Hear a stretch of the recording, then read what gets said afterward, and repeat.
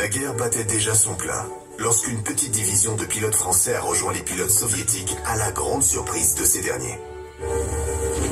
En mars 1942, le Comité national français de la France combattante s'est adressé aux autorités de l'Union soviétique.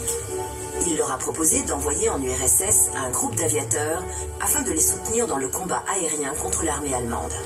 Le 25 novembre 1942, un accord franco-soviétique proposant la création d'une escadrille de l'air française en URSS a ainsi été signé.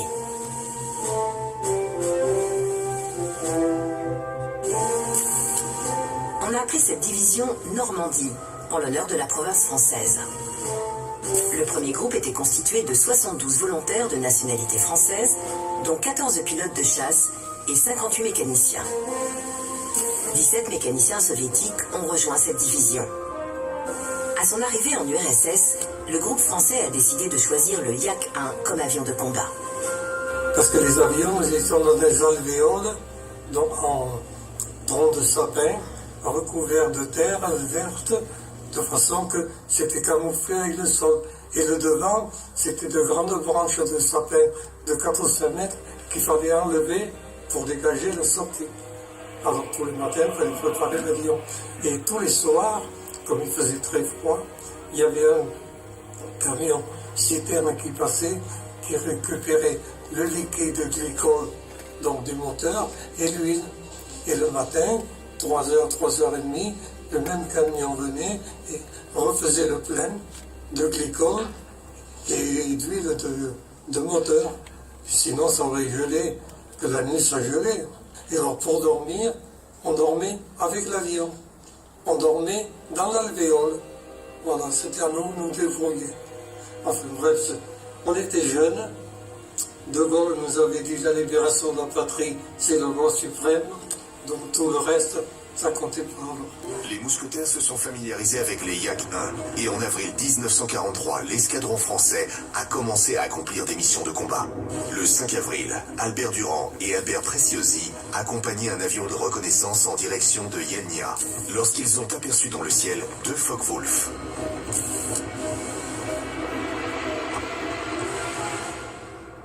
À leur retour, les pilotes français ont effectué un tonneau au-dessus de l'aérodrome pour célébrer leur victoire. Le régiment jubilait. Joyeux et frétillant, Albert Durand a ouvert la longue liste des victoires du Normandie. En août 1943, l'escadron français s'est battu du côté du régiment aérien de chasse numéro 18. Les combats se suivaient sans interruption et les forces aériennes soviétiques avaient de lourdes pertes. Le matin, les aviateurs ne savaient pas s'ils allaient être là le soir. Et le soir, ils étaient heureux de pouvoir vivre jusqu'au matin. Vers la fin d'octobre 1943, les pilotes du Normandie ont abattu au total 50 avions ennemis et perdu 17 camarades. Le régiment a été réarmé avec les nouveaux Yak-9. Mais il y a eu beaucoup de pluie. Exténués par des missions incessantes, les pilotes étaient heureux. Ils faisaient la fête et faisaient la cour aux jeunes filles, partaient en permission et organisaient des bals. Le répit a duré 7 longs mois. Le Normandie a été affecté à Toula et rattaché aux troupes de la DCA. Il a grandi considérablement et il est devenu régiment. En 1943, le bureau d'études de Yakovlev a créé un nouveau chasseur. Les ingénieurs ont diminué la taille des ailes, allégé au maximum toute la structure et amélioré l'aérodynamique. Ainsi a été créé le Yak-3, le meilleur des avions de chasse soviétiques de cette période.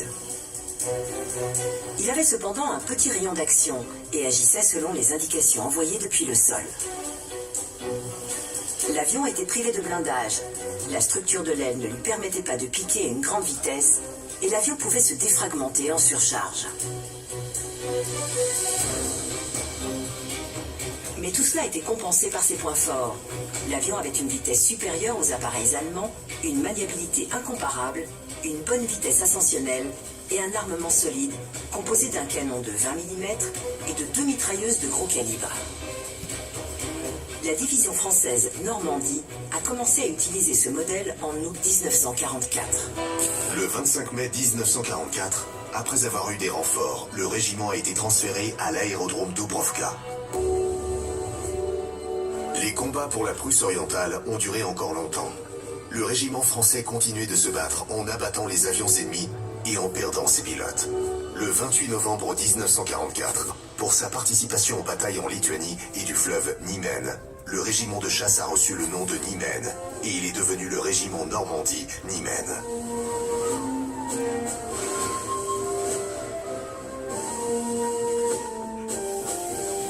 Le 1er juin 1945, le dirigeant de la résistance française, le général de Gaulle, a pris la décision de rappeler le régiment en France. Le 20 juin 1945, les pilotes du Normandie sont rentrés à la maison.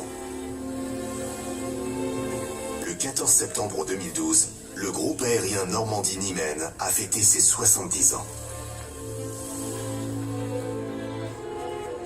À cette occasion, l'un des avions de chasse Rafale a été décoré d'une grande étoile rouge.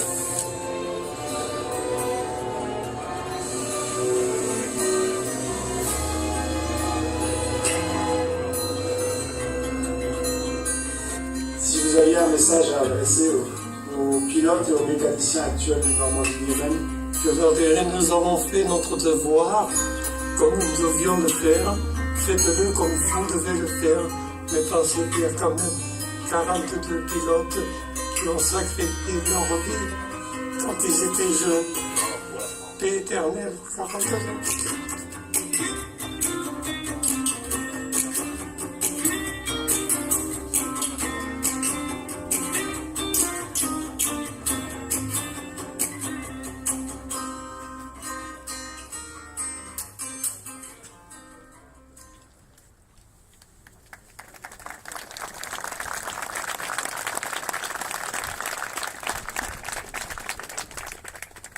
Pour l'ensemble des drapeaux. Garde à vous.